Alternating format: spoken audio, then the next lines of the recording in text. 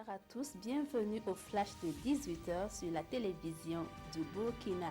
Direction Kossiam où s'est tenu ce matin le Conseil supérieur de la défense nationale. Des mesures urgentes seront prises pour venir à bout des attaques devenues récurrentes dans l'est du Burkina. Et pour y arriver, Rochma Christian Kaboré appelle l'ensemble des Burkinabés à faire bloc derrière les forces de défense et de sécurité. Pour lui, pas question de se disperser en ce moment crucial que traverse le pays. Des mesures seront également prises pour venir en aide aux familles des victimes ainsi que des blessés. En visite à Bobo Dioulasso, le président de l'Assemblée nationale était ce vendredi à Saman-Denis.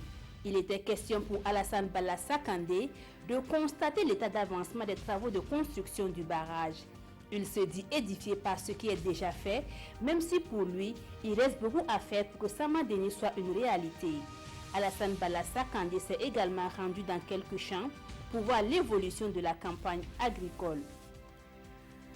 Nous quittons Bobo Dioulasso pour le village de Beta dans la commune de Zignaré.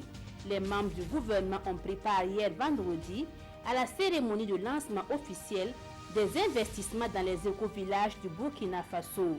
Au nombre de 2000, le coût de ces éco-villages s'élève à plus de 1600 milliards de francs CFA.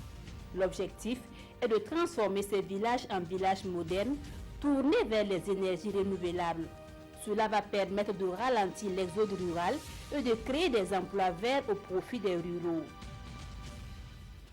Fin de formation des acteurs de la santé. 2 semaines de formation pour leur donner les moyens d'accompagner le gouvernement à relever son défi de vaincre le paludisme d'ici à 2030.